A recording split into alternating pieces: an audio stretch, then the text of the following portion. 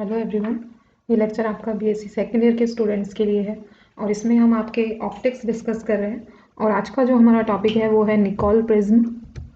तो Nicol prism discuss करने से पहले हम एक जो आपके चीज़ डिस्कस करेंगे वो है आपके डबल रिफ्लेक्टिंग क्रिस्टल। तो आपके डबल रिफ्लेक्टिंग क्रिस्टल क्या होते हैं और वो कौन कौन से होते हैं वो हम सबसे पहले डिस्कस करेंगे। तो एक होता है आपका डबल रिफ्लेक्टिंग क्रिस्टल। तो डबल रिफ्लेक्टिंग क्रिस्टल आपके कौन से होते हैं? तो ऐसे क्रिस्टल जो आपके इंसिडेंट अनपोलराइज लाइट को दो रिफ्लेक्टेड रेज में आपके स्प्लिट कर देते हैं, जिनका आपका पोलराइजेशन एक दूसरे के परपेंडिकुलर होता है। तो वो आपके क्रिस्टल जो ये प्रॉपर्टी शो करते हैं वो आपके क्या कहलाते हैं? Double reflecting crystal. Double reflecting crystal में आपके आते हैं जैसे आपके क्वार्ट्ज हो गया, टॉर्मोलिन हो गया, ये सब कैल्साइट हो गया, ये सब आपके कौन से क्रिस्टल होते हैं? ये आपके डबल रिफ्लेक्टिंग क्रिस्टल होते हैं। तो डबल रिफ्लेक्टिंग क्रिस्टल में भी आपके एक चीज़ होती है, ये भी आपके टू टाइप्स के होते हैं। तो पहला आपके होता है यूनी एक्सेल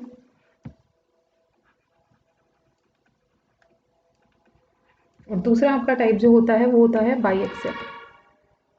तो यूनी एक्सेल और बाई एक्सेल किस हिसाब से कह रहे हैं? तो यूनी का आपका पता है कि मतलब होता है 1 और बाय का मतलब होता है 2 और एक्सेल आपका एक्सेस से लिया गया है। तो ऐसे आपके क्रिस्टल जिनमें आपके एक ही ऑप्टिकल एक्सेस होती है, जिनमें सिर्फ आपके एक ऑप्टिक्स एक्सेस होती है, उसको हम बोलते हैं आपके यूनी एक्सेल। और जिसमें आपके दो ऑप्टिक्स एक्सेस होती है वो आपके क्या से कहलाते हैं? Biaxial. तो आपके ऑप्टिक्स एक्सेस क्या होती है? ऑप्टिक्स एक्सेस आपकी क्या होती है? तो ऑप्टिक्स एक्सेस आपकी ऐसी डायरेक्शन होती है, आपकी कोई एक्सेस नहीं होती है, ये एक डायरेक्शन होती है जिसमें आपकी जो दो रे आपकी क्रिस्टल ने स्प्लिट किया है, जिन आपकी अनपोलराइज लाइट आपने किसी क्रिस्टल पे इंसिडेंट कराई और उसने उसको दो लाइट में आपकी रिफ्रैक्टन उसको रिफ्रैक्ट कर दिया, दो लाइट में स्प्लिट कर दिया। लेकिन तो अगर आपके ऐसी डायरेक्शन जिसमें इन दोनों जो आपके लाइट रेज आई हैं इनकी जो वेलोसिटी होती है वो सेम हो, तो वो आपकी क्या कहलाती है? Optics axis. तो ऐसी आपकी डायरेक्शन जिसमें आपकी जो दो रिफ्लेक्टेड रेज होती हैं उनकी जो वेलोसिटी होती है वो सेम हो, तो ऐसी ही आपकी एक्सिस कौन सी कहलाती है? Optics axis. और जिनमें आपके एक ऑप्टिक्स एक्सिस होती है ऐसे क्रिस्टल यूनी एक्सल कहलाते हैं, और जिनमें ऐसी आपकी दो डायरेक्शन होती हैं उनको क्या कहते हैं? आपके बाई एक्सेल कहते हैं। और यूनी एक्सेल में भी आपके दो तरह के आपके इसको फर्दर हम डिवाइड करते हैं दो पार्ट में। तो एक होता है आपका नेगेटिव यूनी एक्सेल और एक आपके होता है पॉजिटिव। तो ये नेगेटिव और पॉजिटिव हमने किस तरह से डिफाइन कर रखे हैं तो वो आपका देखेंगे। तो ये देखिए, ये आपकी हमने लास्ट जो आपके लेक्चर में पढ़ा था वो हमने दो तरह की रेज पढ़ी थी, एक ऑर्डिनरी रेज और एक आपकी थी एक्स्ट्रा ऑर्डिनरी, जिनको हमने ई रेज और ओ रेज बोला था। तो आपको पता है कि ओ रेज जो होती हैं उनकी सभी डायरेक्शन में जो वेलोसिटी होती है वो सेम होती है, लेकिन आपकी जो ई रेज होती हैं उनकी जो वेलोसिटी होती है वो आपकी क्या होती है? हर डायरेक्शन में अलग अलग होती है। तो आपके ये हमने ई रेज और आपके ओ रेज की वेलोसिटी का क्या बना रखा है? कर्व बना रखा है। और जो आपके जहाँ पर ये आपके वेलोसिटी सेम है, अगर इस पॉइंट पे आप देखें तो आपके वी ओ और वी ई आपके क्या है? सेम है इस डायरेक्शन में। तो ये एक्सेस आपकी क्या है? Optics axes. तो इस वाले डायग्राम में देखें तो ये भी आपकी ऑप्टिक्स एक्सेस है। ये आपका एक एलिप्स ड्रॉ करता है क्योंकि आपको पता है कि आपके वेलोसिटी जो होती है वो हर डायरेक्शन में क्या है? अलग अलग है। अगर आप देखें तो देखो, इस डायरेक्शन में इतनी है, इस डायरेक्शन में इतनी है। तो ये आपका एक इलिप्स ड्रॉ कर रहा है। आपकी इरेज है, उनकी वेलोसिटी क्या ड्रॉ कर रही है? एक इलिप्स ड्रॉ कर रही है, क्योंकि इसकी डायरेक्शन हर डायरेक्शन में इसकी वेलोसिटी क्या होती है? अलग अलग रहती है। वी ओ जहाँ आपके क्या ड्रॉ कर रहा है? एक सर्किल ड्रॉ कर रहा है, क्योंकि आपको पता है ऑर्डिनरी रेज की वेलोसिटी सभी डायरेक्शन में क्या होती है? सेम रहती है।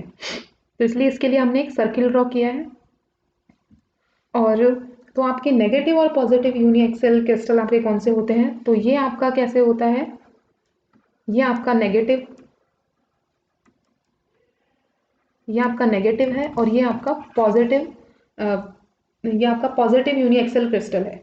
तो जिसमें आपकी जिस क्रिस्टल में जो आपकी ऑर्डिनरी वेव है, ऑर्डिनरी रेज हैं, उनकी वेलोसिटी कम होती है, किसके कंपेयर में?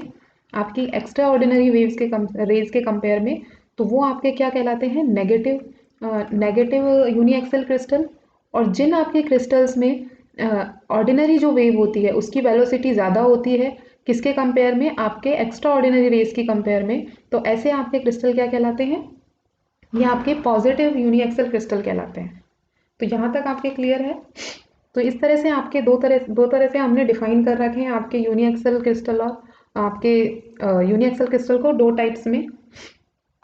नेक्स्ट जो आपकी चीज़ आती है कि आपके ऑप्टिकल एक्सिस क्या होती है? ऑप्टिक्स एक्सिस क्या होती है? तो जैसा मैंने आपको बताया कि ऐसी एक्सिस या फिर ऐसी डायरेक्शन जहाँ पे आपके जो O और E हैं, जो ऑर्डिनरी रेज हैं, जो आपके क्रिस्टल से रिफ्लेक्ट जब हुआ है तो उसने दो उसको स्प्लिट किया है रेज को, तो उन दोनों रेज की अगर वेलोसिटी किसी डायरेक्शन में सेम होती है तो वो आपके क्या कहलाती है? Optics axis. तो अगर आप इस डायग्राम में देखें तो ये आपकी जो एक्सिस है वो आपकी क्या है? Optic axis. अब सेकंड जो हम चीज़ बात करेंगे, प्रिंसिपल प्लेन या फिर प्रिंसिपल सेक्शन आपका क्या होता है। तो अगर आप देखें कि ये आपकी ऑप्टिक्स एक्सिस है और इसके जो अपोजिट जो आप फेसेस देखेंगे, ये आपका एक क्रिस्टल ले रखा है हमने, इसको कैल्साइट क्रिस्टल है। ये आपका कैल्साइट क्रिस्टल है और ये इसकी स्ट्रक्चर है। तो इसमें आपको सेक्शन जो आप देखेंगे, प्रिंसिपल सेक्शन क्या होता है? प्रिंसिपल सेक्शन आपका होता है जिसमें आपकी ऑप्टिकल एक्सिस जो होती है वो आपकी प्रेजेंट होती है। ठीक है, ये आपकी देखो ऑप्टिकल एक्सिस PQRS से आपके होके गुजर रही है, और जो आपके फेज हैं, जो अपोजिट फेज हैं, उनके क्या होती है? परपेंडिकुलर होती है। तो वो आपका क्या कहलाता है? ऑप्टिकल सेक्शन या फिर ऑप्टिकल प्रिंसिपल प्लेन। तो यहाँ पे आपके जो PQRS है वो आपका क्या है? वो आपका है प्रिंसिपल प्लेन, क्योंकि ये आपके इसमें से आपकी ऑप्टिकल एक्सिस भी होकर गुजर रही है और ये आपके जिस प्लेन से आपके होके, जिस फेज से आपके होके गुजर रही है, तो ये आपका फेज है एक, और एक नीचे वाला जो आपका फेज है ये अपोजिट फेज है, और इनके ये क्या है? प्लेन इनके परपेंडिकुलर है। तो ये आपका प्रिंसिपल प्लेन होता है। अब जो हमारा टॉपिक है हम उसकी बात करेंगे, आपके निकोल प्रिज्म। तो आपके निकोल प्रिज्म क्या होता है? तो कुछ इस तरह का स्ट्रक्चर होता है आपके निकोल प्रिज्म का। निकोल प्रिज्म काम क्या आता है? निकोल प्रिज्म आपके ऑप्टिकल आपके अनपोलराइज लाइट को प्लेन पोलराइज लाइट में कन्वर्ट करने के आपके काम आता है। और ये किस सिद्धांत पे काम करता है आपके? ये वही आपका डबल रिफ्लेक्शन सिद्धांत पे आपके काम करता है। तो जैसा कि आप देख रहे हैं इसमें कि ये आपके लाइट जब हम, ये आपका एक निकोल प्रिज्म है, इसका कंस्ट्रक्शन भी हम देखेंगे कि इस तरह से इसको हम बनाते हैं, तो वो भी हम अपने इस लेक्चर में डिस्कस करेंगे। तो सबसे पहले इसमें ये क्या करता है आपका निकोल प्रिज्म? ये आपके डबल रिफ्लेक्शन मेथड पे काम करता है। ये आपकी इंसिडेंट जो लाइट होती है, अनपोलराइज लाइट होती है, उसको दो लाइट में स्प्लिट करता है, एक ई रेज जिसको हम बोलते हैं, और एक होती है आपकी ओ रेज, और ये दोनों एक दूसरे से परपेंडिकुलर पोलराइज्ड होती हैं। ठीक है, और इनमें से किसी एक को हम अगर एब्जॉर्व कर लें तो दूसरी से हम क्या कर सकते हैं? प्लेन पोलराइज लाइट हमें मिल सकती है। तो निकोल प्रिज्म आपका वही काम करता है। निकोल प्रिज्म आपका एक कैल्साइट क्रिस्टल से बनता है। तो ये आपका जो कैल्साइट क्रिस्टल है वो हम लेते हैं, और जिसकी हमने एक कैल्साइट जो आपका क्रिस्टल है वो हमने बताया था कि आपका डबल रिफ्लेक्शन करता है लाइट का। तो उसकी हम क्या लेते हैं? उसकी लेंथ जो है, उसकी लंबाई 3 टाइम्स होती है उसकी चौड़ाई की। तो जो हमने कंस्ट्रक्शन जो हम करते हैं निकोल प्रिज्म का, उसमें जो हम क्रिस्टल लेते हैं उसकी जो चौड़ाई है, उसकी जो लेंथ है, उसकी लंबाई है, उसकी चौड़ाई से कितनी है? 3 टाइम्स है। और जो उसके जो एंड फेस रहते हैं, ये आपका पी डैश क्यू, ये PQRS उसका क्या है? प्लेन एक्सिस है, प्लेन प्रिंसिपल प्लेन है। जो हमने निकोल प्रिज्म है उसका हमने ये प्रिंसिपल प्लेन आपका ड्रॉ कर रखा है, जो कि आपका PQRS है। और इसके जो एंगल होते हैं वो आपके, इनको क्या करते हैं हम? ग्राइंड करके आपके एंगल बनाते हैं। तो आपके इसमें हम जो एंगल बनाते हैं वो 68 डिग्री का एंगल बनाते हैं। जो क्रिस्टल है उसको हम घिस के आपके एक एंगल जो होता है वो आपका 68 डिग्री का होता है और दूसरा जो एंगल होता है वो आपका 112 डिग्री का होता है। अब हम क्या करते हैं, इस प्लेन के परपेंडिकुलर जो हम क्या करते हैं, इसको यहाँ से क्या कर देते हैं, कट कर देते हैं। तो इस प्लेन को यहाँ से हमने क्या कर देते हैं, कट कर देते हैं। उसके बाद हम क्या करते हैं, उसके बाद हम इसको पॉलिश करते हैं, किससे, कैनेडा ब्लेसन। तो ये आपकी एक सीमेंट होती है एक तरह की। तो सीमेंट से हम इसको पॉलिश करते हैं और वापस से क्या करते हैं, जहाँ से हमने कट किया है वहीं से आपस में इन दोनों को क्या कर देते हैं, जोड़ देते हैं। तो ये आपका क्या, और आपकी जो ये सरफेस होती है SR डैश, इस सरफेस को क्या कर देते हैं, ब्लैकन कर देते हैं। तो इस तरह से आपके क्या बनता है, आपके निकोल प्रिज्म हम इस तरह से बनाते हैं। अब इसकी वर्किंग क्या होती है, किस तरह से आपका निकोल प्रिज्म काम करता है, तो वो हम देखेंगे। तो वर्किंग में आपके क्या है, सबसे पहले हमारी एक अनपोलराइज लाइट है A और B, ठीक है। इसको, ये प्रिंसिपल एक्सिस पे आपके आती है और इसको, जहाँ देखो आप डायग्राम में देख रहे हैं कि आपके दो इसमें आपके डिवाइड हो गई, स्प्लिट हो गई है, ठीक है। तो ये आपके लाइट जो है ये आपकी O रेज है और ये आपकी E रेज है। ये जो आपको दिख रहा है यहाँ पे आपकी कैनेडा ब्लेसन जो हमने लगाई है वो है। इसका जो रिफ्रैक्टिव इंडेक्स होता है वो 1.55 होता है, ठीक है। ओ रेज जो है उनका आपका रिफ्रैक्टिव इंडेक्स म्यू की जो वैल्यू है वो 1.65 होती है। ई के लिए जो होती है 1.46 होती है। तो जो आपकी ओ रेज है उनके लिए जो आपका ये मीडियम है, ठीक है, वो किस तरह से काम करेगा, सघन मीडियम के जैसे। और जो आपकी ई रेज है उनके लिए ये विरल माध्यम के जैसे काम करेगा, ठीक है। तो आपकी जो ओ रेज होती है वो आपके कैनेडा ब्लेसन पे जब इंसिडेंट होती है तो जो क्योंकि आपकी जो आपने जो लेंथ ली है वो आपके 3 टाइम्स है आपके विड्थ से। तो जो आपकी ओ रेज होती हैं ये आपके रिफ्रैक्शन हो गया P डैश क्यूब आपके इससे।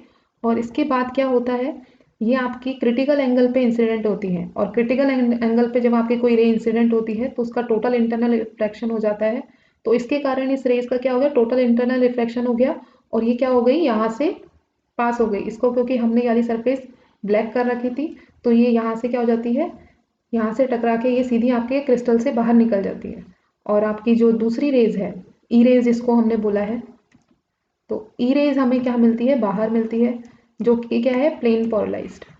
तो हमने कहा था देखो आपका निकोल प्रिज्म है जिसमें आपके जो इसके वाइब्रेशन है, इलेक्ट्रिक वाइब्रेशन है, ये आपके प्रिंसिपल प्लेन के परपेंडिकुलर है और ये प्रिंसिपल प्लेन में आपके वाइब्रेशन है। तो इस तरह से हमें सिर्फ आपके प्लेन पोलराइज लाइट मिलती है जब हम आपके अनपोलराइज लाइट इंसिडेंट कराते हैं एक निकोल प्रिज्म पर, ठीक है।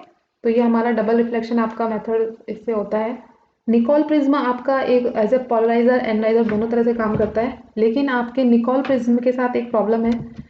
क्या प्रॉब्लम है, निकोल प्रिज्म की लिमिटेशन है कि इसको आप या तो कोई बहुत ज़्यादा डाइवर्स या फिर बहुत ज़्यादा कन्वर्स बीम है उसके साथ ये इफेक्टिव रहता है। अगर उसी के अगर बहुत ज़्यादा कन्वर्जेंट या फिर बहुत ज़्यादा डाइवर्जेंट आपकी लाइट है तो उसके साथ इसको उस लाइट को ये आपके पोलराइज लाइट में कन्वर्ट नहीं कर पाता है। क्यों, देखिए आपके जो इंसिडेंट लाइट होती है अगर वो इस कोन के बीच में है, इस कोन के बीच में कहीं आपके इंसिडेंट हो रही है तो उसको ये प्लेन पोलराइज कर देगा। लेकिन अगर जो एंगल जो है आपके कोन का वो 28 डिग्री है तो 14 में इसको हमने बाइसेक्ट कर लिया। तो अगर आपकी लाइट अपर पार्ट में 14 डिग्री से आपके अपर पार्ट में इंसिडेंट होती है कोन के, तो इस वाले फर्स्ट डायग्राम में जो आप देख रहे हैं वो आपके इंसिडेंट जो हो रही है लाइट वो आपकी क्या होती है, अपर पार्ट में इंसिडेंट हो रही है। तो इसके कारण जो आपके क्या होता है, जो ओ रेज है उसका आपका टोटल इंटरनल रिफ्लेक्शन नहीं हो पाता है, ठीक है। तो उसके कारण ये दोनों की दोनों रेज आपको आउटपुट में मिल जाती है, ठीक है। तो ओ आपके यहाँ से टोटल इंटरनल रिफ्लेक्शन नहीं होगा तो ये इसके द्वारा एब्जॉर्ब नहीं होगी, तो इसके कारण आपको पोलराइज लाइट नहीं मिलेगी। अगर आपके प्लेन पोलराइज लाइट आपके डाउन उसमें एंगल में आपके आ रही है, तो आपके क्या होगा, दोनों की दोनों लाइट का क्या हो जाएगा, टोटल इंटरनल रिफ्लेक्शन हो जाएगा और हमें यहाँ की तरफ कोई भी लाइट नहीं मिलेगी। तो इसलिए आपका निकोल प्रिज्म है, इसकी थोड़ी लिमिटेशन होती हैं और ये आपके बहुत ज़्यादा अगर कन्वर्जेंट और डाइवर्जेंट, बहुत ज़्यादा कन्वर्जेंट और डाइवर्जेंट रीजन सिर्फ उनके लिए ही काम करती है और इसका जो कोण है एंगल का वो आपका 28 डिग्री होना चाहिए। सो आज के लेक्चर में बस हम इतना ही पढ़ेंगे। Thank you.